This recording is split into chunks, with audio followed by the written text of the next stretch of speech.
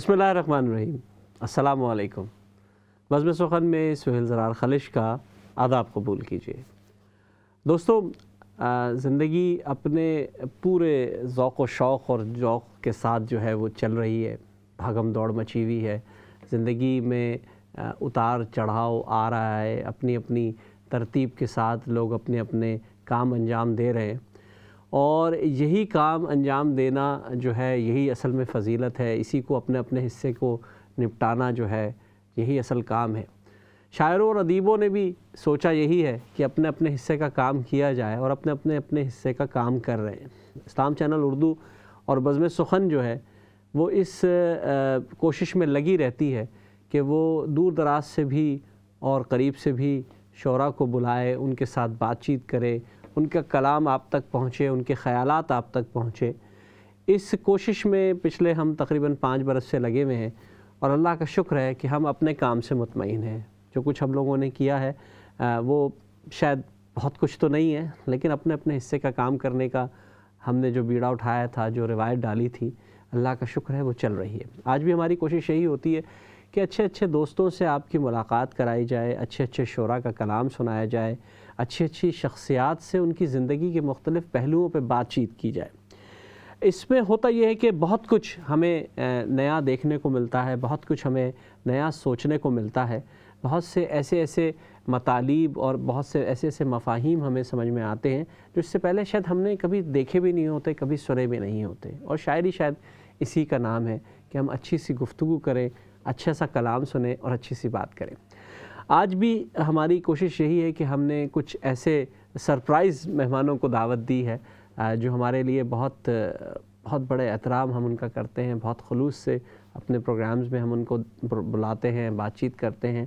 لیکن عموماً ہوتا یہ ہے کہ کبھی کبھی گفتگو زیادہ ہو جاتی ہے تو کلام کم رہ جاتا ہے، کبھی کلام زیادہ ہو جاتا ہے تو گفتگو کم ہو جاتی ہے۔ اس لیے آج ہم نے کوشش یہ کی ہے کہ آپ لوگوں سے بھی بات کریں۔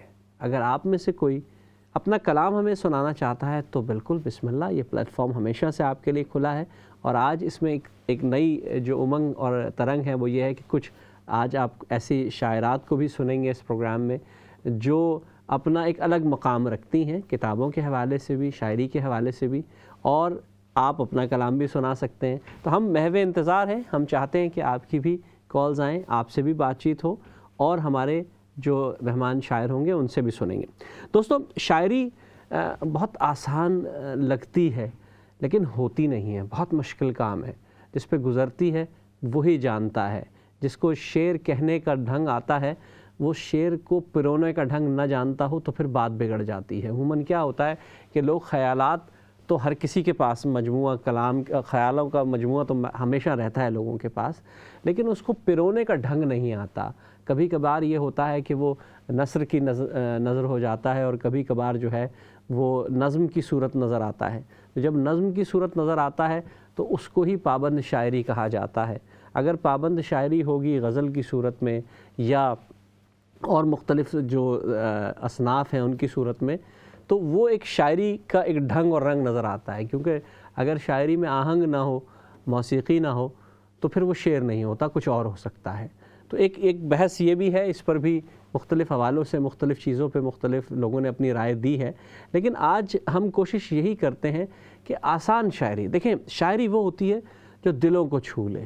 آپ فلسفہ ضرور بیان کیجئے، منطق ضرور بیان کیجئے، آپ اس کے اندر مختلف اور مشکل الفاظ ضرور استعمال کیجئے، لیکن اگر لوگوں کے دلوں کو نہ چھوا تو پھر کیا فائدہ؟ مطلب ابھی ہم کل ہی ایک شعر پڑھ رہے تھے کہ کروں گا کیا جو محبت میں ہو گیا ناکام، کروں گا کیا جو محبت میں ہو گیا ناکام، مجھے تو اور کوئی کام بھی نہیں آتا۔ اب یہ قاصر صاحب کا جو شعر ہے ہمیشہ میں پڑھتا ہوں، اکثر پڑھتا ہوں، تو یہ شعر مجھے کسی بھی زمانے میں فٹ ہوتا نظر آتا ہے۔ کہیں بھی چلے جائیں اس شعر کو لے کر، یہ شعر آپ پڑھ سکتے ہیں، آپ کو کوئی مسئلہ نہیں پیش آئے گا، آپ کو یہ شعر آسان لگتا ہے۔ آپ دیکھیں غالب کے یا میر کے وہ اشعار جو سیدھے سیدھے پتا پتا بوٹا بوٹا حال ہمارا جانے ہیں، جانے نہ جانے گل ہی نہ جانے باغ تو سارا جانے ہیں۔ اب یہ شعر آج 200 سال بعد بھی وہیں کے وہیں کھڑا ہے، کہیں نہیں جا رہا، یہ بالکل اسی طرح اسی لیول پہ اسی نہج پہ چل رہا ہے۔ یا احمد فراز کا ایک شعر میں اس دن بھی پڑھ رہا تھا کسی کے سامنے کہ زندگی سے یہی گلا ہے مجھے، تو بہت دیر سے ملا ہے مجھے. جب یہ شعر پڑھتے ہیں تو آپ اٹریکٹ کرتا ہے، آپ کو ایک دم سے جا کے لگتا ہے، دل و دماغ پر اثر کرتا ہے. کیوں؟ کیونکہ اس کے اندر سادگی ہے، اس کے اندر سلاست ہے، اس میں بیان کی جو ندرت ہے وہ اتنی کمال کی ہے کہ آپ کو کچھ کہنے کی ضرورت نہیں پڑتی، آپ پہنچ جاتے ہیں اس شعر تک. تو اصل میں کمال یہ ہونا چاہیے کہ شعر اپنی بنت کے لحاظ سے اس قدر مکمل ہو، اس قدر جامع ہو اور اپیلنگ ہو کہ آپ کو اٹریکٹ کرے وہ شعر اور آپ تک پہنچے. اگر وہ نہیں پہنچے گا تو پھر لطف نہیں آتا. آج کے دور میں بھی ہم نے دیکھا کہ بہت سے ہمارے ایسے ینگ شاعر، ایسے شعراء موجود ہیں جن کا کلام سنتے ہی دل پر اثر کرتا ہے اور وہ پہنچ جاتا ہے ہم تک. ابھی میں پچھلے دنوں پروگرام کر رہا تھا عمار اقبال کے ساتھ، اور وہ ان کا کمال کچھ اور ہی ہے. وہ الگ انداز میں، بالکل منفرد انداز میں شعر کہتے ہیں اور بالکل عجیب ایک نیا لطف آ جاتا ہے اس کو پڑھ کے. مختلف ان کے اشعار ہیں، ابھی دیکھیں میرے ذہن میں کچھ اشعار آئیں گے تو میں ضرور وہ بھی آپ تک پیش کروں گا. لیکن کہنے کا مقصد یہ ہے کہ اگر کوئی چیز اپیلنگ نہیں ہے، اگر کوئی چیز لوگوں کو اٹریکٹ نہیں کر رہی تو وہ پہنچے گی کیسے؟ شعر وہ پہنچتا ہے جو آسان ہو، سیدھا ہو، سادہ ہو، بالکل آسان مطالب کے ساتھ پہنچتا ہو. اسی پر بھی ہم گفتگو کریں گے. ہماری خوش نصیبی یہ ہے کہ آج ہمارے درمیان ایک ایسی شخصیت موجود ہے جن کو برطانیہ میں بلا شبہ کہا جا سکتا ہے کہ وہ معماروں میں سے ہیں، برطانوی اردو ادب کے معماروں میں سے ہیں. آپ خود بہت اچھی افسانہ نگار بھی ہیں، شاعرہ بھی ہیں، آپ استاد ہیں، آپ ایک تنظیم چلاتی ہیں انجمن ترقی خواتین برطانیہ کے نام سے، اور اس کے پلیٹ فارم سے لگ بھگ کوئی 40 برس سے یہ یہاں اردو کی خدمت انجام دے رہی ہیں. آپ سب کی جانی مانی ہے، میرے پروگرامز میں بھی آ چکی ہیں، ہم مل کے کئی پروگرامز کر چکے ہیں، انشاءاللہ آئندہ بھی کریں گے. میری آج کی محترم جو ہستی ہیں وہ ہے محترمہ نجمہ عثمان صاحبہ. السلام علیکم. وعلیکم السلام. کیسے ہیں سہیل؟ ٹھیک ٹھاک ہے. آپا کیسی ہیں؟ آپ ٹھیک ٹھاک ہیں؟ خیریت سے ہیں؟ آپا بالکل خیریت سے ہیں. یہ ماشاءاللہ آپ نے اتنا اچھا سلسلہ شروع کر رکھا ہے کہ گھر بیٹھے ہم ایک دوسرے سے باتیں کر رہے ہیں، ایک دوسرے کا دل کا حال بتا رہے ہیں، اور آپ نے ابھی بڑی اچھی باتیں کی شاعری کے حوالے سے. اچھا دیکھیے آگے آپ دیکھیے اصل میں سوال جو میں اصل میں ایک سوال ریز کرنا چاہتا ہوں، کیونکہ آپ کو ایک وقت بیت گیا اس آبیاری کرنے میں شعر و ادب کے حوالے سے. آپ کیا سمجھتی ہیں کہ ایک شعر وہ جو سیدھا جا کے دل پہ لگے، یا ایک شعر وہ جو فلسفیانہ تو شعر ہوگا، ظاہر ہے وہ بھی لوگوں کے دل کو اٹریکٹ کرے گا، لیکن کون سا ہے آج کے دن میں جو عوام تک پہنچتا ہے؟ وہ شعر کون سا ہوتا ہے؟ دیکھیے شعر وہ ہوتا ہے جو سیدھا دل میں اتر جائے. ابھی آپ نے یہی بات جی.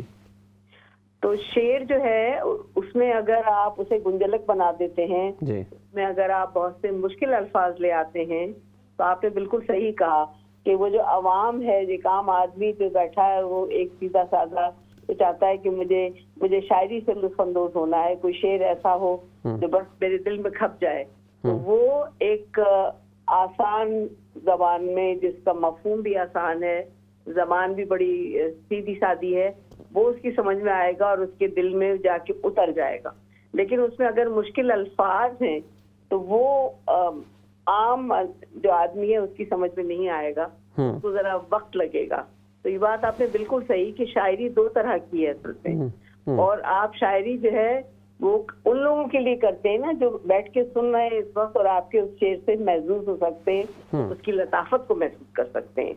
واہ کیا بات ہے. میں یہ سمجھتی ہوں کہ یہ جو آج کل ہر زمانے میں شاعری ہوتی رہی ہے، آپ میر سے لے کے غالب اقبال، دیکھیے غالب کی فارسی کے اشعار اتنے مقبول نہیں ہوئے جتنے اردو کے ہوئے تھے، کہ دل ناداں تجھے ہوا کیا ہے، بسوں میں بھی لکھا ملے گا آپ کو اور اچھا لگتا ہے، کیونکہ مشکل الفاظ نہیں ہے. دل ناداں تجھے ہوا کیا ہے، آخر اس درد کی دوا کیا ہے، یہ بات ہے ساری. تو اچھا اس میں ایک پہلو جو ہے اس میں مشکل الفاظ نہیں ہونے چاہیے. جی اچھا ایک پہلو آپا یہ نکلتا ہے کہ ہم عموماً یہ دیکھتے ہیں کہ مشاعرے کی شاعری الگ ہوتی ہے، کتابی شاعری الگ ہوتی ہے. تو کیا آپ ایسا سمجھتی ہیں کہ ایسا ہی ہوتا ہے کہ مشاعرے میں کچھ اور شعر پڑھنے چاہیے، کتاب میں کچھ اور اشعار چھپنے چاہیے؟ جو میں اس میں بڑی اچھی بات، بہت اچھا سوال کیا ہے آپ نے.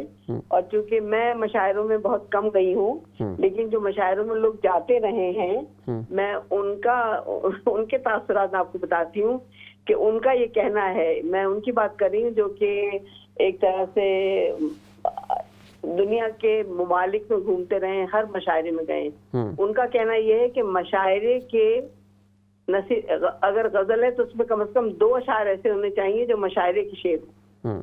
تو میں نے کہا اس سے آپ کی کیا مراد ہے؟ تو کہا وہ شعر جس میں جو عوام کے دل میں بھی اتر جائے، اور اس میں ایسی کوئی خاص بات ہو کہ عوام اس کو سمجھ کے، جس کہتے ہیں نا کہ بس پھڑک اٹھیں، اور بے شک اس میں کوئی گہرائی نہ ہو. تو یہ بات جو ہے نا، یہ بڑی سوچنے سمجھنے کی بات ہے کہ مشاعرے میں مقبول ہونے والا شعر ضروری نہیں ہے کہ اس اپنے اندر بڑی گہرائی یا ندرت یا اپنے اندر بڑی وسعت رکھتا ہو، لیکن وہ شعر ایسا ہوتا ہے کہ وہ عوام جو ہے اس تک پہنچ کے اس کو چونکا دیتا ہے کسی طرح سے. یہ بات ہے ساری. اچھا آپ، کیونکہ آپ افسانہ نگار ہیں، آپ نے افسانے لکھے، آپ نے اس کے مجموعے آپ کے آئے ہیں، افسانوں کی بھی بات ہوتی ہے. میں نے ہمیشہ افسانہ نگاروں کا ایک شکوہ سنا ہے، وہ یہ سنا ہے کہ وہ کہتے ہیں کہ یار مشاعروں کی طرح مشاعرے میں جیسے اب شاعر جا کے اپنا کلام سنا دیتے ہیں، ہمیں تو یہ مواقع ملتے نہیں ہیں، تو اس لیے ہم شاعر بھی بن جاتے ہیں. بہت سے لوگوں نے اس پر ایک بات کہی ہے، اور پتہ نہیں یہ صحیح ہے یا غلط ہے. تو آپ کا کیا اس پر جواب ہوگا؟ کیا کہیں گے آپ کہ افسانہ نگاروں کو کیا کرنا چاہیے؟ ان کے لیے بھی کوئی مشاعرہ ہو جس میں وہ اپنے افسانے پڑھیں، کیا کریں وہ؟ دیکھیے، نثر نگاری کی بات یہ ہے کہ نثر نگاروں کو موقع ملنا چاہیے کہ وہ افسانے پڑھیں، کیونکہ نثر نگاری اگر نہ ہوتی تو شاعری بھی نہیں ہوتی. اچھا، دیکھیے نثر جو ہے نا، نثر سے ہی شاعری جو ہے وہ اس میں وجود میں آئی ہے، کیونکہ نثر کے جو سارے الفاظ ہیں، بس اس میں یہ کہ بندش ہو جاتی ہے ردیف قافیے کی، اور آپ اسے غزل میں کہیں یا نظم میں کہیں. لیکن نثر کے حوالے سے، افسانہ نگاری کے حوالے سے ماشاءاللہ آپ لندن میں اتنے عرصے سے نا بزم سخن کے حوالے سے بھی ویسے بھی کام کر رہے ہیں. آپ نے دیکھا ہوگا افسانوں کی نشستیں بہت کم ہوتی ہیں. بے شک، بالکل. اس کی وجوہات یہی ہیں کہ افسانے یا تو مختصر ہوں، اس کے لیے بھی آپ کو ایک خاص یعنی یہ دیکھنا پڑتا ہے. اگر افسانہ مختصر ہے، جو افسانچہ کہتے ہیں آپ اسے، یا انشائیہ ہے کوئی چھوٹا سا، تو وہ تو آپ پڑھ سکتے ہیں.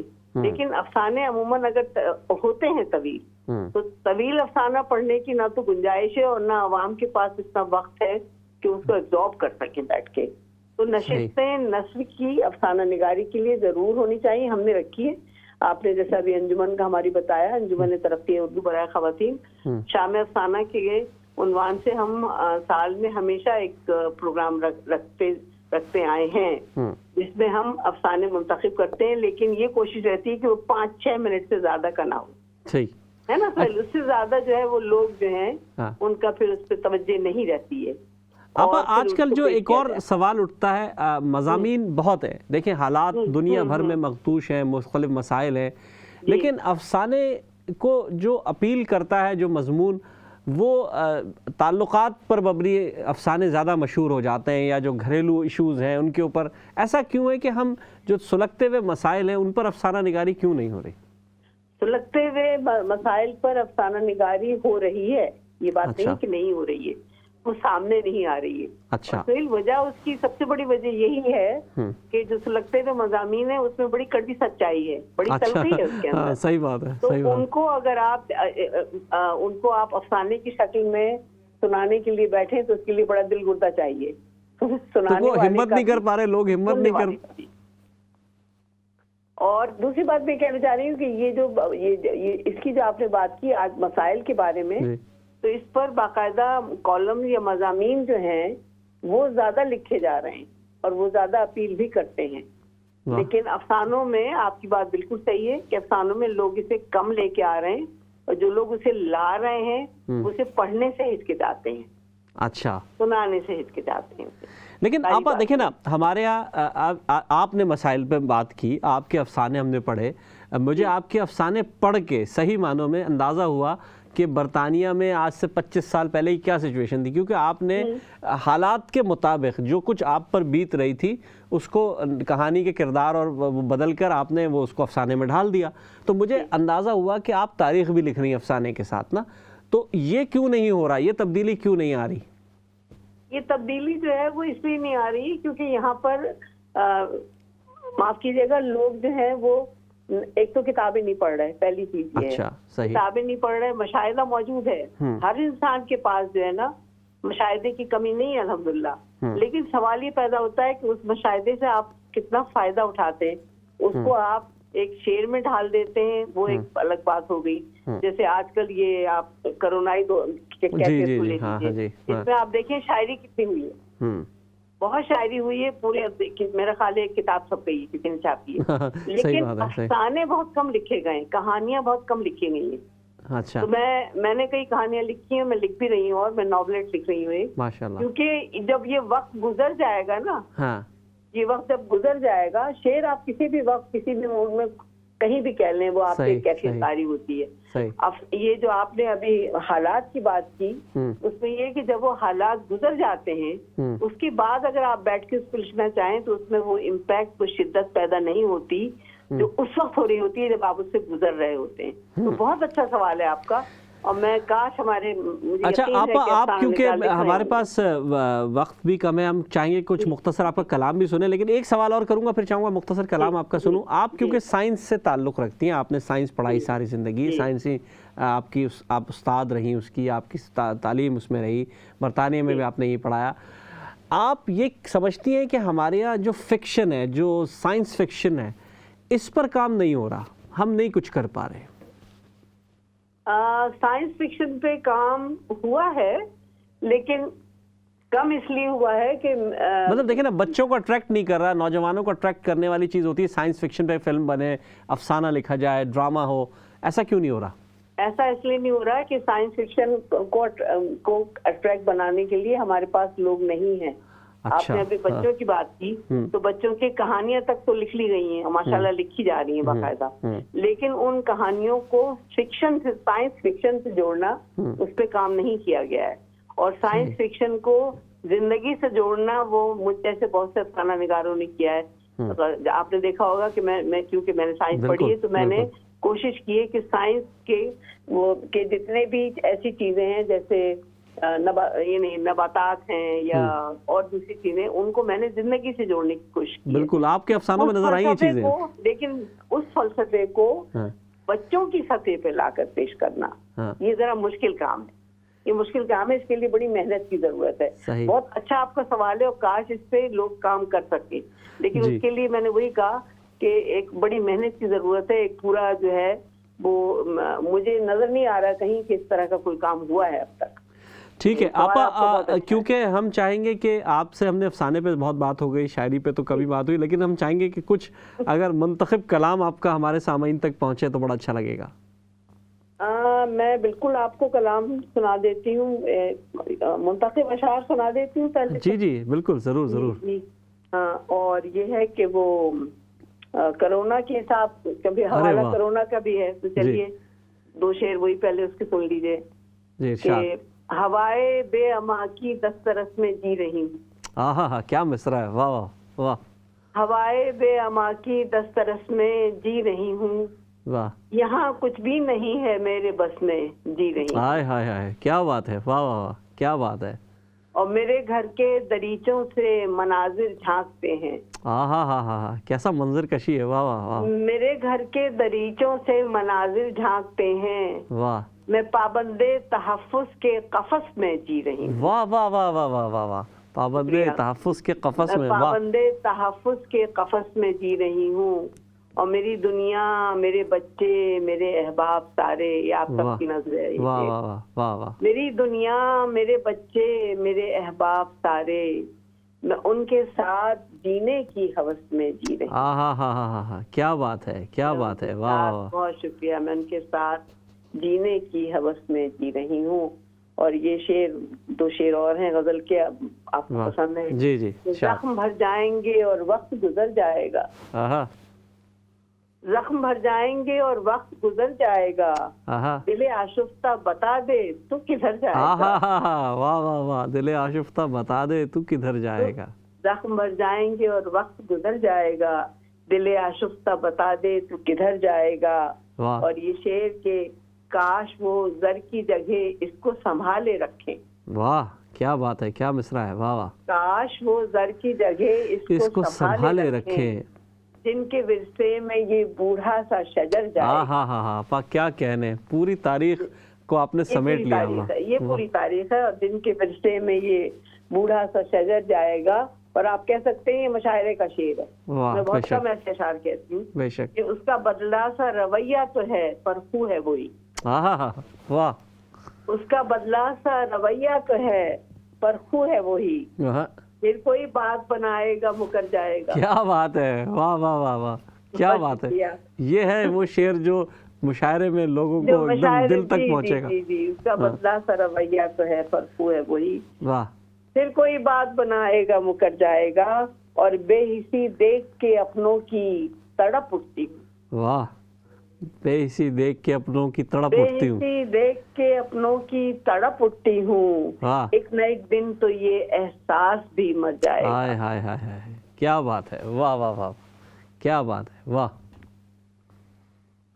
वाह। और आप और बताइए तो मैं 2-4 शेर और सुना दूं। वाह वाह वाह, क्या बात है। अगर कुछ 2-1 शेर और सुनाना शेर चाहें तो और जरूर। हैं। जी। ये शेर हैं कि उभरने डूबने के इस्तिआरे मुख्तलिफ हैं। वाह क्या बात है, वाह वाह। उभरने डूबने के इस्तिआरे मुख्तलिफ हैं दरिया एक से लेकिन किनारे मुख्तलिफ। वाह वाह। आपा आपका बहुत बहुत शुक्रिया, आपने हमें बहुत अच्छा कलाम भी सुनाया और इतनी अच्छी गुफ्तगू भी हुई। मुझे तो अचानक ही आपने इसमें प्रोग्राम में शामिल कर लिया, बेहद शुक्रिया आपका। बहुत शुक्रिया। इंशाल्लाह फिर आपसे ज़रूर बात करेंगे और आपसे मज़ीद इस पर बात करेंगे। आपा नजमा उस्मान हमारे साथ मौजूद थी।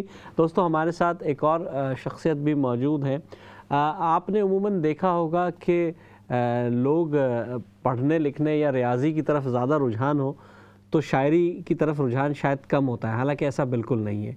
जो रियाजी दान होता है वो बहुत अच्छा शायर भी हो सकता है और होता है, और इसकी मिसाल आज की हमारी दूसरी मेहमान रिफ़त अस्साम मीना साहिबा हैं, जो कि एक रियाजी दान भी है लेकिन बहुत अच्छा कलाम भी कहती है। अस्सलाम वालेकुम। वालेकुम अस्सलाम, क्या हाल है मीना बहन, कैसी हैं आप? ठीक ठाक है, खैरियत से हैं? अल्हम्दुलिल्लाह। आपको सबसे पहले तो मुबारक हो माशाअल्लाह कि आप की जो है नई किताब भी इंशाअल्लाह आने वाली है और उस पर भी हम बात करेंगे। लेकिन पहली जो किताब आई थी उसका एक अलग लुत्फ़ हम सब ने लिया था और बहुत माशाअल्लाह शानदार किताब थी। ये बताइए कि नई नई ज़मीनें, काफ़िए, रदीफ़ें कहाँ से, कौन सी जगह से खोद के लाती हैं? हमें भी बता दें, हम लोग भी कुछ कर लें। चल भाई, बात यह है कि खोदने की तो ज़रूरत ही पड़ती है, बस जो ख्याल ज़हन में आता है उसी को बस। कभी एक मिसरा होता है, अमूमन यूं ही होता है, एक मिसरा होता है उससे शेर बनता है और फिर उसे गज़ल बना ली जाती है। उनमें से कुछ अशार ऐसे होते हैं कि जो खुद ब खुद ज़हन में आते हैं, बनते हैं, और कुछ गज़ल मुकम्मल करने के लिए बना लिए जाते हैं। तो मुझे पता ही नहीं होता कि कोई नई ज़मीन है या कोई नई रदीफ़ है। हाँ, क्योंकि आजकल सारे झगड़े ज़मीनों पे चल रहे हैं ना, आप तो और हम तो देखते रहते हैं वो मसाइल। मतलब वो ज़मीनें नहीं जो प्लॉट्स पे बात नहीं हो रही, ये शहरी ज़मीनों पे बात हो रही है कि कुछ ना कुछ मसाइल चलते रहते हैं, लोग एक दूसरे से झगड़ते रहते हैं। और वो एक साहब कहने लगे कि भाई वो ज़मीन तो अल्लाह की ज़मीन है भाई, कहीं से भी मिले उस पर क्या है, जो भी काम करना हो करे। तो मैंने कहा आपसे पूछ लूँ, क्योंकि आप क्योंकि अमूमन होता ये कि काफ़िया बांधना बड़ा मुश्किल हो जाता है उस मुश्किल रदीफ़ के साथ, तो लेकिन आप बड़ी खूबी से माशाल्लाह निभाती हैं। आपसे क्योंकि बहन हमें एक छोटे से ब्रेक पे जाना है, हम आपसे इसका तफसीली आपसे गपशप लगाते रहेंगे, लेकिन मैंने कहा कि आपसे ऐसा इब्तदाई सवाल कर लिया जाए। दोस्तों होता क्या है अमूमन कि हमारी कोशिश ये होती है कि हम शेर कहने के लिए अपनी अपनी तरीक़े, अपने अपने अंदाज़, अपना अपना रवैया इस्तेमाल करते हैं। कभी कभी हालात के पेश नज़र भी कुछ अशार हो जाते हैं, और होता क्या है कि जो उमूमी रवैये हैं, जो उमूमी हालात हैं, वो बहुत ज़्यादा असरअंदाज होते हैं किसी भी क़ल्ब मुतमईन। जो क़ल्ब मुतमईन है उस पर तो खैर सब कुछ ही चलता रहता है, लेकिन जो हसास दिल है वो कहीं ना कहीं उसको ये परेशानी होती है कि कुछ देखूं, कुछ कहूं। अगर वो उसके अपने ऊपर नहीं भी गुजर रही, تب بھی وہ دوسروں کا دکھ محسوس کرتا ہے اور وہی شاعر ہوتا ہے۔ تو ہماری گفتگو کا سلسلہ یہ جاری ہے۔ ابھی اس سے پہلے آپا نجمہ عثمان ہمارے ساتھ موجود تھی، ان کا میں دل کی گہرائیوں سے شکریہ ادا کرتا ہوں۔ ان سے افسانے پہ بھی بات ہوئی، شاعری پہ بھی بات ہوئی، کچھ ان کا کلام بھی سنا۔ ابھی ہمارے ساتھ وقفے کے بعد بھی رفعت اسام مینا موجود ہوں گی، اور بھی کچھ لوگ ہوں گے، ہم ان سے بات چیت کریں گے، کچھ دیکھیں گے، نئی شاعری سنیں گے، نئے حالات پہ گفتگو ہوگی اور تقاضے کیا ہیں اس کے، ان پر بھی بات ہوگی۔ ایک چھوٹے سے بریک پہ جا رہے ہیں۔ السلام علیکم ورحمۃ اللہ وبرکاتہ۔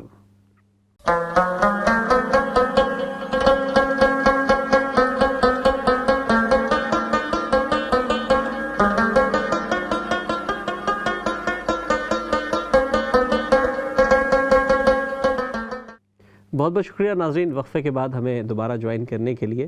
آج ہم نے ایسی ہلکی پھلکی ایک محفل سجائی ہے جس میں ہم مختلف اپنے دوستوں سے، اپنے احباب سے بات چیت کر رہے ہیں۔ اب اس سے پہلے نجمہ عثمان صاحبہ موجود تھی، اب ہمارے ساتھ رفعت اسام مینا صاحبہ موجود ہیں۔ ان کا بڑا خوبصورت دو شعر میں آپ تک پہنچاؤں پہلے کہ زندگی سے نمٹ کے لکھتی ہوں، زندگی سے نمٹ کے لکھتی ہوں، جو بھی لکھتی ہوں ڈٹ کے لکھتی ہوں، پہلے لکھتی ہوں میں زمانے پر، پھر زمانے سے ہٹ کے لکھتی ہوں۔ محترمہ مینا صاحبہ ہمارے ساتھ موجود ہیں۔ اچھا، تو آپ سے مینا صاحبہ بات ہو رہی تھی زمینوں کے حوالے سے، آپ نے بتایا کہ ظاہر ایک کوشش ہوتی ہے۔ آپ نے آکسفورڈ میں آپ رہتی ہیں، آپ وہیں پڑھاتی ہیں، اس ایسے علم پرور شہر سے آپ کا تعلق ہے، تو آپ کو کیا اس چیز کی مہمیز اس جگہ سے بھی ملی، یا کوئی آپ کے اندر سے ایک جذبہ ہوتا ہے، کوئی احساس جاگتا ہے اور قلم اٹھ جاتا ہے اور لکھنا شروع کر دیتی ہیں، یا کوئی حالات کے پیش نظر شاعری ہوتی ہے، یا بس لکھنا ہی لکھنا ہے، بس روزانہ بیٹھنا ہے، کچھ کام کرنا ہے؟ سہیل بھائی، ایسا ہے کہ جہاں تک شاعری کا یا لکھنے کی بات ہے، یہ مجھے لگتا ہے کہ یہ ہر انسان کے پاس جو لکھ سکتا ہے، جس کے پاس خیال ہوتا ہے، جس کے پاس مشاہدہ ہوتا ہے، جس کے پاس تجربات ہوتے ہیں اور الفاظ ہوتے ہیں، اور ان الفاظ کو ترتیب کے ساتھ یعنی ان کو شعر میں ڈھالنا، وہ جو بھی ڈال سکتا ہے۔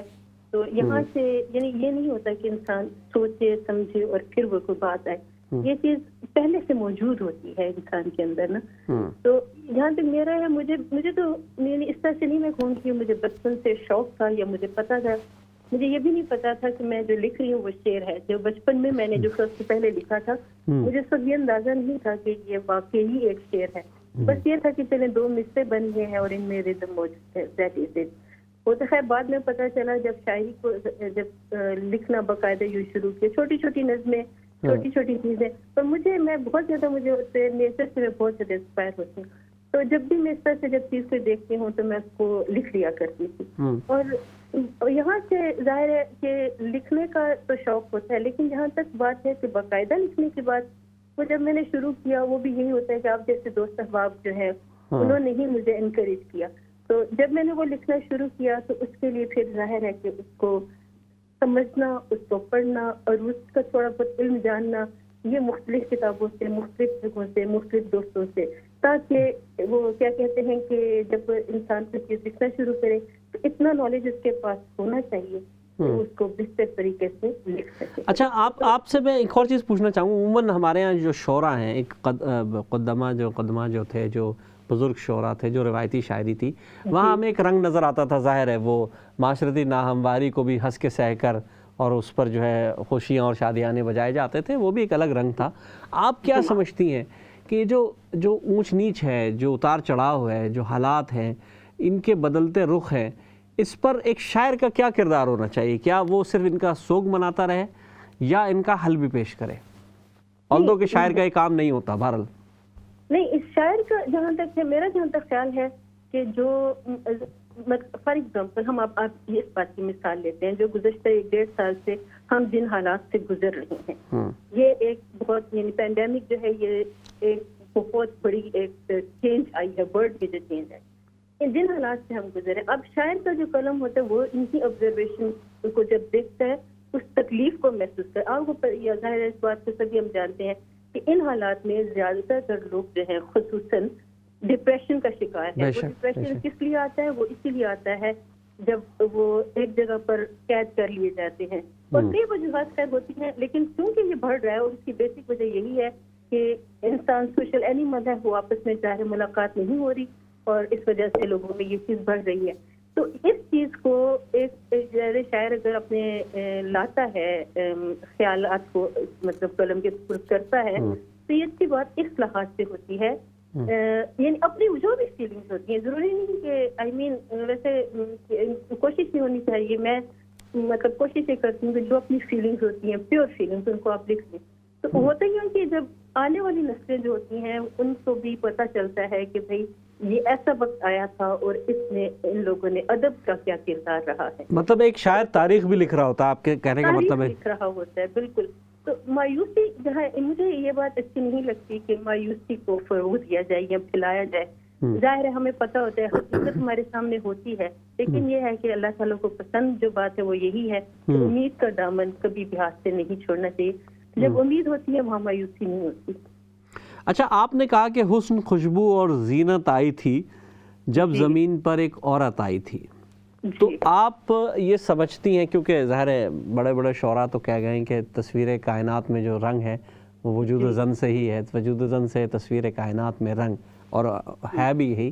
تو ایک شاعرہ جو شاعرہ بھی ہے، عورت بھی ہے، اور وہ اتنا خوبصورت شعر بھی کہہ رہی ہے، وہ کیا سمجھتی ہے کہ معاشرتی ناہمواریوں کا جب ہم تذکرہ کر رہے تھے ابھی پچھلے سوال میں، تو ایک عورت کا کیا حد ہے اور کیا فرائض ہیں، کس طرح وہ ایک شاعرہ کے روپ میں اپنا کردار ادا کر سکتی ہے؟ عورت کے اگر فرائض کی ہم بات کریں تو وہ تو بہت طویل ہو جائے گی بات، مطلب طویل بات ہو جاتی ہے. کہ ظاہر ہے کہ ایک عورت جو ہے اس کے لیے اس کا سب سے پہلا میرا جہاں تک خیال ہے، میں اس سے یہی سمجھتی ہوں کہ اس کا مرکز اس کا گھر ہوتا ہے، اس کے بچے ہوتے ہیں اور اس کا گھر اور ان کی تربیت. یہ ایک کیونکہ وہ ایک معاشرہ بناتی ہے ایک عورت. صحیح. یہ سب سے بڑا اولین فرض عورت کا یہی ہوتا ہے. جہاں تک شاعری کی یا لکھنے کی بات ہے، اب یہاں پر یہ ہے کہ ہر ایک کی سوچ مختلف ہوتی ہے، ظاہر مختلف طریقے سے وہ لوگ لکھتے ہیں. تو اب ایک اور بات میں یہ کہوں گی کہ عورت کو خصوصاً ہمارے معاشرے میں اسلام میں ایک بہت بڑا مقام ہے، لیکن چونکہ ہم لوگ کہتے ہیں اس کو، بعض لوگ اسے روشن خیالی کا جو نام دیتے ہیں، اور روشن خیالی جو ہے ہمارے نزدیک وہ روشن خیالی ہے جو حضور صلی اللہ علیہ وآلہ وسلم نے ایک عورت کے لیے مقرر کی تھی، اور وہ روشن خیالی ہے جو سورۃ احزاب میں اللہ تعالیٰ نے ایک خاتون کے لیے مقرر کی ہے، کیونکہ ہمارے لیے یہ روشن خیالی ہے. تو جب لوگ یہ سمجھتے ہیں کہ شاید مطلب جو لباس یا کچھ اس طرح سے خود کو پریزنٹ کرنا ایک عورت کو وہ روشن خیالی ہے، میں اس کو روشن خیالی کا نام نہیں دیتی. مجھے پتہ ہے کہ لوگوں کو مجھ سے اس بات سے اختلاف بھی ہو سکتا ہے، لیکن میرے نزدیک وہ روشن خیالی ہے. تو یہی عورت کا فرض ہے کہ اپنے آپ کو ان حدود میں، اللہ کی حدود میں رہ کر اپنے فرائض انجام دے، چاہے وہ شاعری ہو، چاہے وہ گھر ہو، وہ جو بھی ہو، لیکن ان حدود میں رہ کر. اچھا، آپ نے بہت خوبصورت انداز سے جو ہے اس کلام میں آپ نے مختلف زاویے باندھے. ایک ظاہر نسائی جذبہ ہوتا ہے، ایک عورت ہی اپنے اندر کا دکھ اور اپنے اندر کی خوشی بیان کر سکتی ہے، مرد چاہے جتنا بھی کہنا چاہے وہ اس پر اس انداز سے شاید اس کا دکھ فیل نہیں کر سکتا. تو آپ کچھ مجھے اگر اپنا کلام بھی اگر ہم آپ کا سن سکیں، ہمارے ناظرین تک پہنچے کہ آپ کے کیا جذبات اور احساسات ہیں، اگر مختصر کچھ کلام پہنچ سکے ہمارے ناظرین تک تو بڑی عنایت ہوگی. ہاں جی، میں آپ کو جو آج اپنے غزل کی فرمائش جی بالکل چند اشعار میں آپ کو اس کے سناتی ہوں جی، اور اگر آپ کو وقت اجازت دے تو ایک اپنی پسند کی غزل کی پلیز ضرور ضرور ضرور ضرور. ہاں جی. میری اداسی شام سے آگے نکل گئی. ہاں، میری اداسی شام سے آگے نکل گئی. شام سے آگے نکل گئی، چاہت بھرے پیام سے آگے نکل گئی. پھر یوں ہوا کہ گفتگو کا رخ بدل گیا. واہ واہ. پھر یوں ہوا کہ گفتگو کا رخ بدل گیا. واہ. جب ہر بات جب سلام سے آگے نکل گئی. آہا. یوں ہوا کہ گفتگو کا رخ بدل گیا، ہر بات جب سلام سے آگے نکل گئی. واہ واہ، کیا بات. آئینہ خیال جو ٹوٹا سڑک سے. آہا، کیا استعمال کیا ہے، بہت خوب. तड़ाक से, आईना ख्याल जो टूटा तड़ाक से, मैं कुदरत कलाम से आगे निकल गई। हा, मैं कुदरत कलाम से आगे निकल गई। बहुत मैं आला। कुदरत कलाम से आगे निकल गई। हाँ, पहले तो मौत तो जिंदगी में कश्मकश रही। वाह पहले तो मौत तो जिंदगी में कश्मकश रही, वाह, फिर जिंदगी कयाम से आगे निकल गई। वाह वाह वाह, निकली तो थी मैं वक्त को की तस्खीर को मगर, वाह, निकली तो थी मैं वक्त की तस्खीर को मगर, मैं साअते दवाम से आगे हा, निकल गई। क्या बात है, बहुत खूब, जबरदस्त, बहुत आला। और ये इसका आखिरी शेर है कि सब शोहरत दवाम की ख्वाहिश में गर्क थे। आहा, सब शोहरत दवाम की, दवाम की ख्वाहिश में गर्क थे, मीना नमूद नाम से आगे निकल गई। वाह वाह वाह वाह, क्या बात है मीना बहन, क्या बात। ये हाँ जी, ये आज की गजल है, बहुत शुक्रिया। ये और अब मैं एक गजल है जो जी प्लीज जरूर। अभी इन्हीं दिनों मैंने लिखी थी, जी उम्मीद है आपको पसंद आएगी। इरशाद। आपके लिए सुहेल भाई। जी इस इरशाद। कदर है हंसी तुम्हारे दिन, वाह वाह, इस कदर है हंसी तुम्हारे दिन, हाँ, दे दो हमको भी कुछ उधारे दिन। आहा, क्या बात है, वाह वाह वाह, क्या इस बात। कदर है हंसी तुम्हारे दिन, आहा, दे दो हमको भी कुछ उधारे दिन, वाह जिनमें खुशबू थी मेरे अपनों की, वाह, जिनमें खुशबू थी मेरे अपनों की, खो गए हैं सभी वो प्यारे दिन। क्या बात है, वाह वाह वाह, क्या बात है। मैंने असल में अपने बहुत ज्यादा जी अजीज बिल्कुल, जो है वो एक ही साल में रुखसत हुए हमारे सामने, तो बस वो दुख ज़ाहिर अल्लाह ताला सब देने वाला है, लेकिन है भी आमीन। खैर। इतना पानी बहा है आंखों से, आहा, इतना पानी बहा है आंखों से, हो गए हैं हमारे खारे दिन। आहा, वाह वाह वाह, क्या बात है। याद करते हैं ये तुम्हें हर पल, याद करते हैं ये तुम्हें हर पल, पास रख लो तुम ही हमारे दिन। आहा, वाह, क्या बात है, क्या बात है, वाह बहुत शुक्रिया। वाह, बहुत खूब, जबरदस्त। अब भी शायद कहीं पड़े होंगे, आहा, अब भी शायद कहीं पड़े होंगे, काश हमने थे जो गुजारे दिन, आहा, वाह, ढूंढने से भी अब नहीं मिलते, आहा, हमने नजरों से जो उतारे थे। हाय हाय हाय, वाह वाह वाह, क्या बात है। बहुत शुक्रिया। खुश नसीबी है ये मेरी ए दिल, आहा, लग गए हैं मेरे किनारे दिन। वाह वाह, और फिर सुनिएगा, आसमाने चुरा लिए मुझसे, आसमाने चुरा लिए मुझसे, मेरी आंखों के थे जो तारे थे। हाय हाय हाय, वाह वाह वाह, क्या तस्वीर बांधी है आपने, वाह वाह। अक्से मीना में भर दिए मैंने, अक्से मीना में भर दिए मैंने, ये मेरी किताब का नाम है जी। अक्से मीना। अक्से मीना में भर दिए मैंने, रंग खुशबू बहार प्यारे थे। हाँ हाँ हाँ, वाह वाह वाह, क्या बात रंग है, खुशबू बहार प्यारे थे। वाह वाह, क्या कहने। रिफत साहब, मीना साहिबा, आपका बहुत बहुत शुक्रिया, आप ऑक्सफोर्ड से हमारे साथ मौजूद थी, आपसे गुफ्तगू भी हुई, आपने कलाम भी सुनाया। इंशाल्लाह अगले किसी प्रोग्राम में आपसे फिर मुलाकात होगी। मैं दिल की गहराइयों से आपका शुक्रिया अदा करता हूँ। दोस्तों, हम गुफ्तगू कर रहे थे, हमने नजमा उस्मान साहिबा से बात की, रिफत हसन मीना साहिबा हमारे साथ मौजूद थी। एक और अदबी शख्सियत बर्मिंघम से हमारे दरमियान मौजूद है। अमूमन हमारे प्रोग्राम को हमेशा सराहते हैं, हमेशा बात भी होती है उनसे, मुख्तलिफ़ अदबी रवैयों पे हमने मुख्तलिफ़ मौज़ूआत पर बात भी की है मुख्तलिफ़ मेहमानों के दरमियान। आपकी इक़बाल पर काफ़ी रिसर्च है, उनका कलाम भी बहुत अच्छी तरह पढ़ते हैं, अपना कलाम भी बहुत ज़बरदस्त है। बर्मिंघम की बहुत बड़ी अदबी शख्सियत जनाब इरफान भट्ट साहब, अस्सलाम वालेकुम। वालेकुम अस्सलाम। कैसे हैं इरफान भाई, ठीक ठाक हैं आप, खैरियत से हैं? अल्हम्दुलिल्लाह, अल्लाह का शुक्र, आप सुनाएं। अल्हम्दुलिल्लाह, अल्लाह का शुक्र है। इरफान भाई, आजकल जो हालात चल रहे हैं, सब अपने अपनी तरफ अपना अपना कोना पकड़ के बैठे हुए हैं। ज़ाहिर है इन हालात में हम कहीं जा आ नहीं सकते, कहीं मुलाकातें नहीं हो सकती, तो इस मौके पर आपने इक़बाल के कुछ और पहलू और कुछ और गोशे भी ढूंढे होंगे यकीनन, क्योंकि किताबों से ताल्लुक़ जुड़ा है इस दौरान। तो आप क्या समझते हैं कि اصل میں اقبال کا جو پیغام تھا وہ تو ہم مس کر گئے ہیں، ہم تو یہی سمجھتے ہیں ہم وہاں تک نہیں پہنچے، لیکن ایسے کیا چیز ہے جو اب بھی اگر ہم کر لیں تو شاید ہم کچھ اقبال کی خاک پا تک پہنچ جائیں؟ پہلی بات تو آپ نے میرے لیے بہت خوبصورت الفاظ کہے، میں اس قابل تو نہیں ہوں تو وہ لیکن اپنی بساط کے مطابق میں علامہ اقبال کے بارے میں سمجھتا ہوں کہ واقعی آج تھوڑا جو بھی ٹائم ملتا ہے اسٹڈی روم میں، اور اقبال کے ساتھ ایک ناطہ تو ہے ہی مسلمان ہونے کے ساتھ ساتھ، اس کے علاوہ ان کی فیملی کے ساتھ میرے بہت پرانے ہمارے گہرے مراسم چلے آ رہے ہیں، صحیح، اور جب رشتے دوہرے ہوں تو محبتیں اور بھی بڑھ جاتی ہیں۔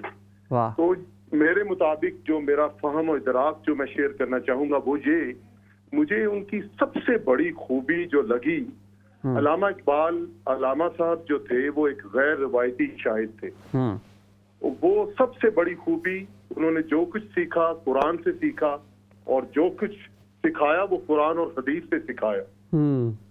اور میں سمجھتا ہوں کہ اردو شاعری عام طور پر تو ہم دیکھتے ہیں، میں نے بھی جو پہلے کالج کے زمانے میں یا جب میں as a P T V میں ایز اے ہیرو میں نے ڈراماز کیے، اس میں صنف نازک کی شاعری ہم نے کی۔ بہت سے اردو شاعری کا بہت بڑا حصہ جو ہے وہ ذاتی جذبات و احساسات کا ذریعہ رہا ہے۔ یہ ذاتی جذبات و احساسات جو ہیں ایک دوسرے فرد کے ریفرنس سے بیان کیے جاتے ہیں، جو اکثر حالتوں میں صنف نازک ہے۔ اس کے برعکس علامہ کا جو موضوع سخن ہے وہ انسان اور انسانی زندگی ہے، سب سے بڑھ کر مقصد زندگی، پھر جو اس کا حصول زندگی ہے۔ میں سمجھتا ہوں کہ یہی علامہ اقبال ایک غیر روایتی شاعر تھے۔ ان کے ہر جو میں نے ان کو جہاں تک پڑھا ہے، ہر پیغام میں جو ہے وہ ہر شعر میں ایک بہت بڑا پیغام ہے۔ کاش ہم اس پر عمل کرتے۔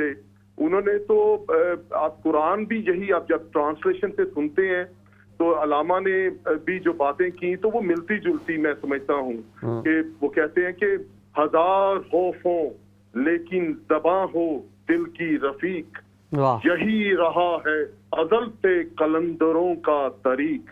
اور عمل سے سب سے بڑی بات قرآن بھی یہی کہتا ہے، جب تک آپ کردار کے غازی نہ بنیں گے تو وہ تو بہت، ہم کبھی بھی اس مقام تک نہ پہنچ سکیں گے۔